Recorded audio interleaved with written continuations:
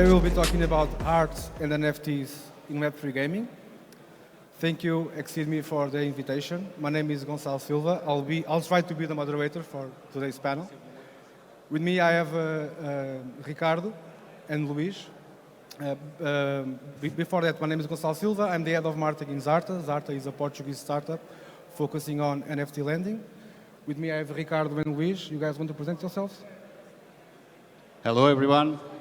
My name is Luís, also known as Doxia on Web3 space. I'm a 3D and VFX artist and game developer too. I've been working in the 3D area for more than 10 years. And I teach 3D and VFX for film industry, commercial and game development. And I started on NFTs on 2021. I'm a Bored Ape and a Cool Cats and so on. I have a few NFTs. And I'm developing a Web3 game that we sadly had to put on hold, on standby the development, but I'll get on that in a bit. Yep. Hi, my name is Ricardo. I'm originally from Porto, so it's good to be back home. I'm a VFX artist. I moved to London about 10 years ago to pursue my studies, but I ended up joining VFX studios, and since then, that's what my primarily focus has been, working on film. My first one being Star Wars 7 back in 2013, and then since then, I just moved on from VFX house to VFX house and moved to New Zealand to work a Weta for Avatar film, and then moved back to the UK, and now finally living in Lisbon, in Portugal, pursuing my individual career as an artist. Ricardo just won an Oscar, right? Yeah, a week ago, I think. Congrats. So let's kickstart. So games have become increasingly more detailed and realistic, like becoming truly immersive experiences. In your view, what were like the major breakthroughs in terms of art and visual effects? And can you guys like give us like some examples, some milestones examples? Yeah, I can start on that. So for me, I'm a visual effect artist, more in the areas of skills and so on. So for me, games have been improving a lot the visual effects, and that's a core crucial thing on games, not just mechanics. Now the design and the art and visual effects are hand by hand with the game mechanics. You can see the explosions on League of Legends, Fortnite, and even on mobile games like Candy Crush. There's a study that shows visual effects are the main reason people got addicted in the first hand to those games. And those explorations of visual effects are, for me, the most important thing on game development. Of course, game design, game mechanics are important. For example, I was an hardcore game on Black Desert Online that is just farming, but I love so much the visual effects that got me addicted. And there's the other part, and Ricardo is the best person to talk about the cinematics, right? The cinematics on the cutscenes on the games, right? Yeah, exactly. It's funny because back in the days, games were primarily fun, right, and not so enhanced in terms of visuals. And now it's the total opposite. You know, they're probably not so fun. You complete a game and you set it aside, but it's visually stunning, right? And for me, I don't know if you share the same opinion, but I think that VFX industries and game industries will merge in the near future. And a quick example I can give you is that if you look at ILM, for example, Industrial Light and Magic, which is, just for background, is a studio founded by George Lucas 50 years ago. You can say they're the fathers of VFX in a way. He created a studio to produce Star Wars 50 years ago, and then they got bought out by Disney 10 years ago.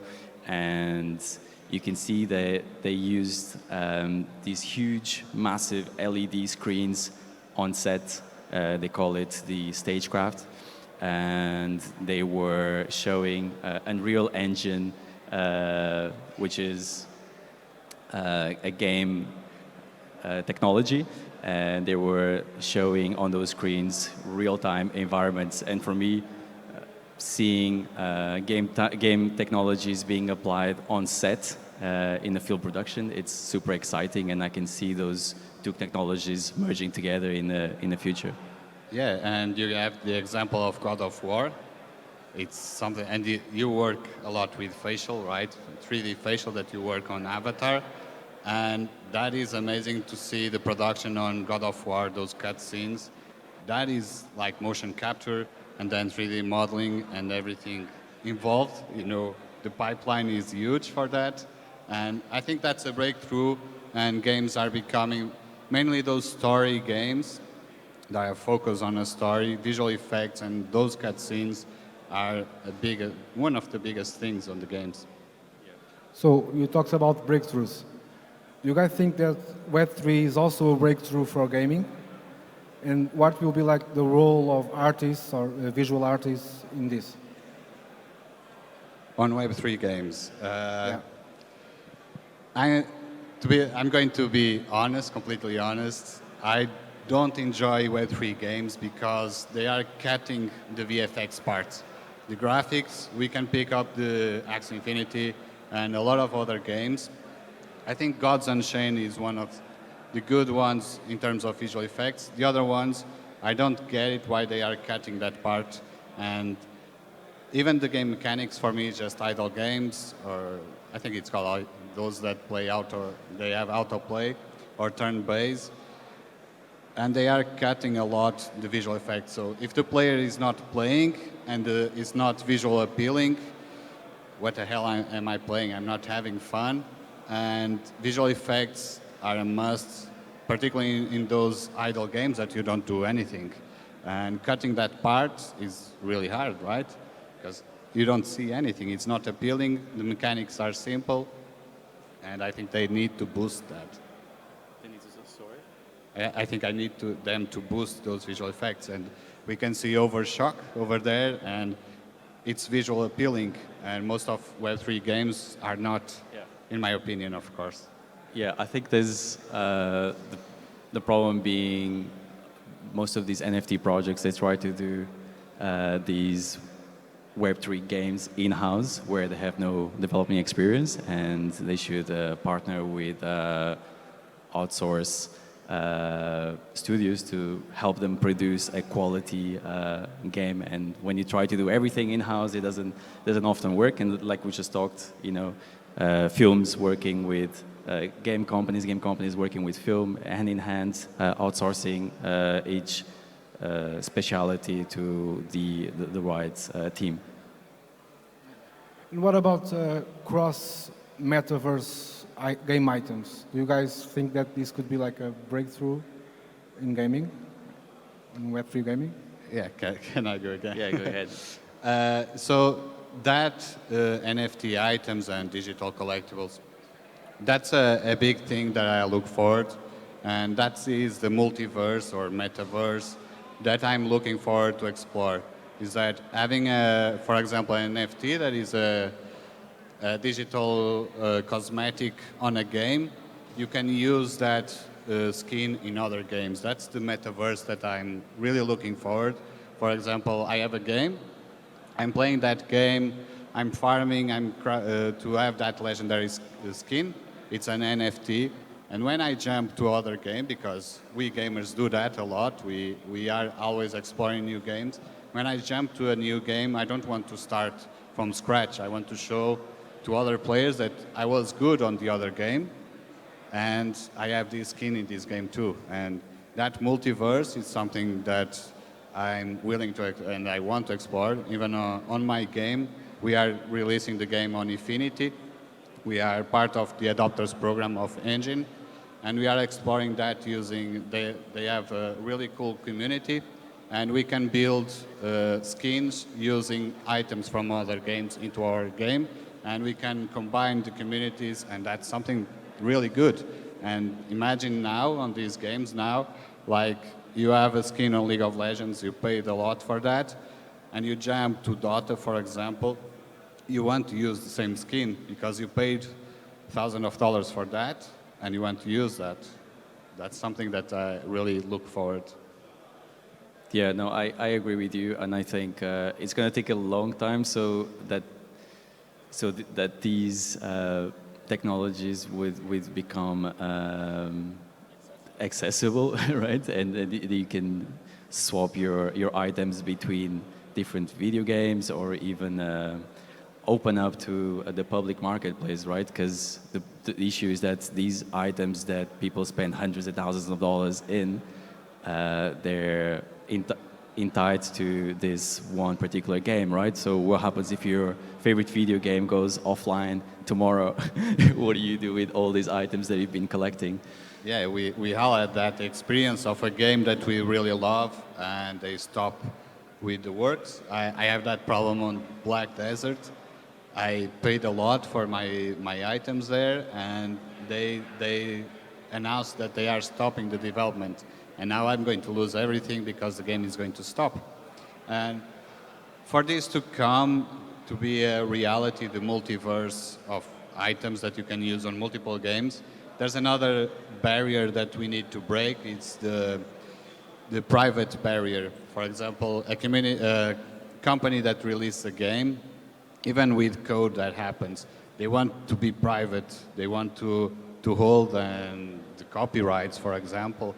They want to hold that for themselves, and making it accessible like this skin, making it accessible, and even giving this to the player and giving access to the other games might be a barrier that it's going to take a while to get there and to break, but I hope so. Now, a question to you, Luís. You have experience on launching Web3 games, right? So, in your opinion, do you believe that NFTs or launching a collection of NFTs is a good strategy for fundraising? Oh, that's a good question. I have two opinions on this. I'm against selling NFT collections as a fundraising just to build a game, because that's bad. And I'm an NFT holder, and I know that the holders now only, like, I'm going to throw numbers, but I think below 2% are gamers. So the holders that are going to fundraise your game, they don't understand that a game takes 1 year, 2 years to develop. And if you are releasing an NFT collection to fundraise just the game, like you promise, these NFTs are going to be skins and so on.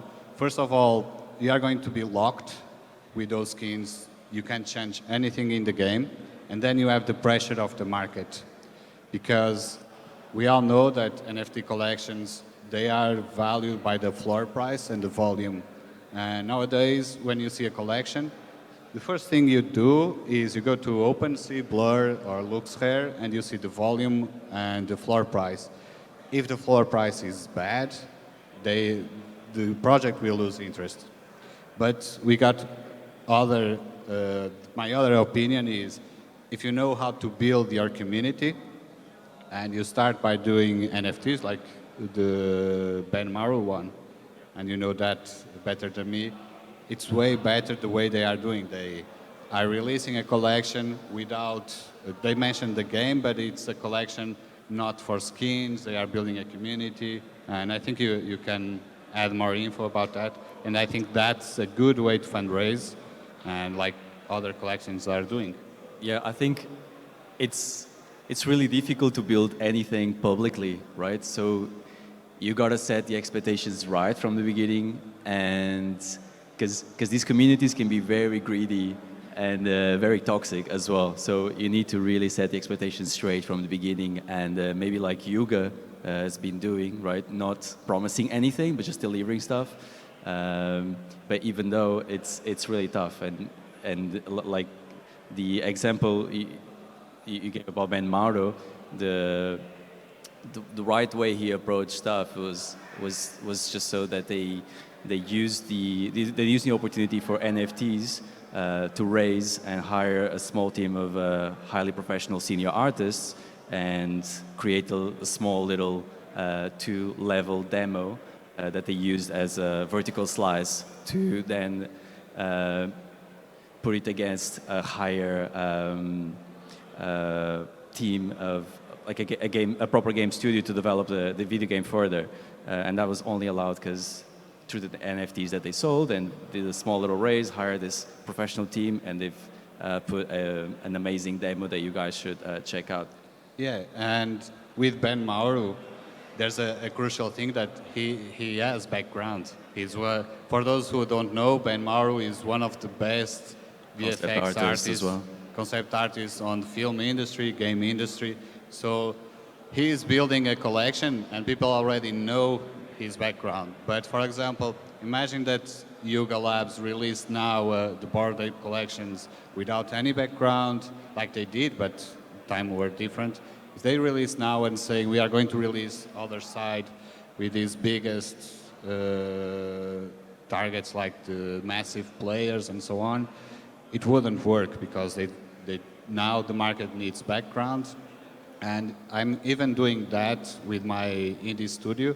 We stopped the development of our game because our community were holders, not gamers. So we released our alpha of our game, our roguelike game, and they wanted NFTs. And they didn't understand why we want to release a demo version just to test the gameplay, just to test everything and release that. And because we didn't have NFTs, they quit and didn't try the game. Just a few gamers on our thousands of members communities, only maybe 100 players played the game that they weren't interested. So there's always that pressure that NFTs and the market now, holders are not gamers, and we have to have that in mind. So that's why I say. Yeah, so you talked about like big blue chip collections moving into the gaming space with Web3 gaming, acquiring capabilities to do this, investing strong on this. How do you see this market movement? Do you believe that these collections are trying to be in the top of the traditional gaming industry, or do you believe that they are just trying to create utility? What is your view on this? Yeah, being the number one. I think I'm biased and I'm a fanboy of Yuga Labs and Bored Apes, and they are releasing a game, but I don't think they are trying to be number one. I think they are doing the same as they did with apes, with mutants, with the doggos. They are doing the same with the game. They are trying to break boundaries.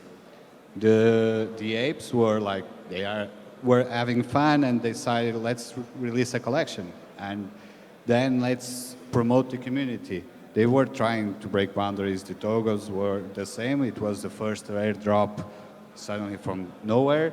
The mutants was an airdrop that you would burn, and they started that mechanism. That's now it's normal, and even Tiago is releasing a collection with that, right? With your flip disks that you can burn and get 3D art. And now with the games, I think it's the same.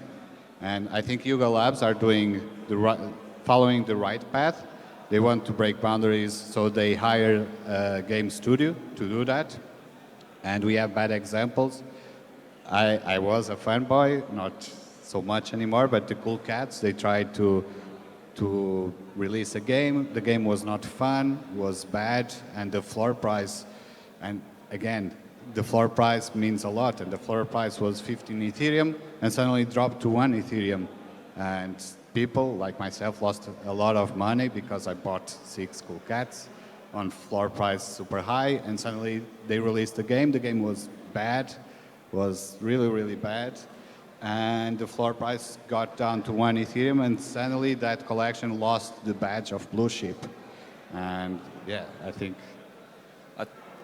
think what Yuga is doing, even though the game, it's not what the games that they released with the Donkey Dash, right? The competitive scored game that they've released, it's probably not the most amazing visually, but what they're doing is it's nice because it onboards gamers to actually compete because gamers love competition, right? And what they did, that was, I guess, the biggest competition, the biggest game competition in the Web3 space until now. And it's great because that brings a lot of people into the Web3 space, which we still have a lot of work to do, a lot of onboarding to do. The game is, there's a bad rep over NFTs with the overall game community. The buzzwords of Web3 game is all bad karma. So I think even though they haven't released the most amazing game, it's good that they're doing that. And I know that this was a skilled game. The next step, there's rumors that it's going to be a more technical or IQ game. So that's fun to see. I'm looking forward to see that. Yeah, and one other thing is that, for example, Yuga Labs has a lot of followers and holders, and even them, they felt the need to bring up gamers. And I don't know if you are aware, but they did a mint section now on January, February, and to mint this new NFT that was 2 days ago, to mint that NFT, you had to play a game and fight for a score. And they did that to bring more gamers into the NFT world. And that was really a brilliant idea. And we got a Fortnite streamer, one of the best. He came and fought for the first place. Of course, he won. As you can see, there are not many players on the NFT industry. And he came, he won the key and then sold for almost 2 million, but that's another talk. But even Yuga felt the need, like they are releasing a game, they need gamers on their side, on their holders. That's why they come up with that brilliant idea. And it makes sense because gamers are the biggest community out there, right? The gaming industry is priced higher than the movie and the music industry combined. So I think it's smart from them to attract gamers and try to onboard those gamers out there. Okay, thank you guys. Maybe now we can open the mic for some audience questions. Does anyone want to pose a question?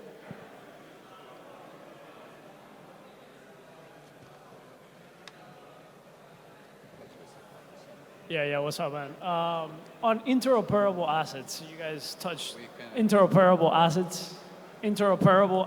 You guys touched on it. Multiverse, you guys touched on it a little bit. What do you think we need to get to that point? Because obviously we got something like Sandbox where you can actually, play with different assets. But how do we connect all these blockchains? Do we need like a layer where it helps us connect between blockchains? And I don't know, like what do we need for this? Yeah, I was trying to hear, but it was really difficult. Yeah, what do we need for interoperable assets? What we need? Yeah, what do we need to make that happen between blockchains? Like, what are the difficulties that we're facing? For the NFTs that we are talking, the multiverse, yes. Sorry, it's really hard to hear. So, for example, I was saying that we are building our game, Web3 game, and we partnered with Engine. The CTO of Engine was the one that released ERC 1155, and they are releasing Infinity blockchain, and it's on Polkadot, and they are building that parachain focused on games, and that community on Discord and Telegram, they incentivize you to communicate with other gamers to build. And for example, I have a studio, you have a studio, you come look, I have this NFT, it's a sword made of gem or something. You can use that, I'm going to send you all the sprites, all the files you can put on your game. And this is the NFT ID that you can check on the wallet. And Infinity really allows you to do that and incentivize you to do that. And people that are developing on Engine, on Infinity, they are looking to that, every single one. And Infinity has other things that are really good for games. For example, the abstract wallets. You can bring Web2 users. They just create a profile like they do on games with username, password, and on the background they create a wallet, and they are playing an NFT game without realizing. Just mid-game, they are like, get a pop-up, now you can sell your NFTs to the other. Or you get a pop-up saying, if you play this game, you will have this skin of your weapon too on this game. I don't know. You can see it. Yeah, that's a standard only for engine, though. How do we take that across, blockchains? Infinity is a multi-chain. So I can bring NFTs from Ethereum, from Polygon, and so on, and you can bring to Infinity. And I think other blockchains are doing the same. And I think that's the future we need, not just for players, for anyone that uses blockchains, is that I'm a new user, or my mom is a new user, and she comes and she's using blockchain, but she doesn't need to know which blockchain is running on the background. That's something that we need in the whole industry, not just for games, the UX of it.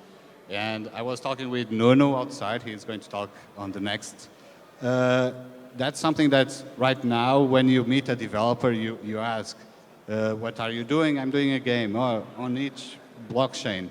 And that's something that we need to break, is that it doesn't matter which blockchain you are using.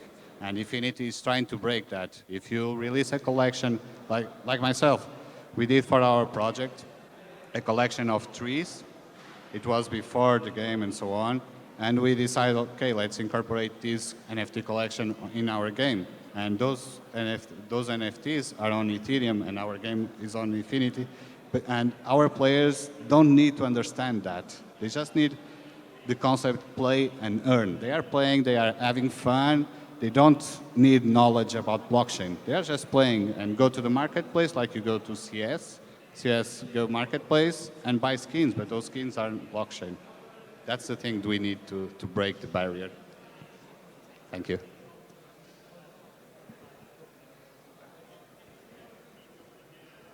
So any other questions? So if not, thank you for the opportunity. I hope you guys enjoy it. Enjoy the rest of the event. Thank you so much.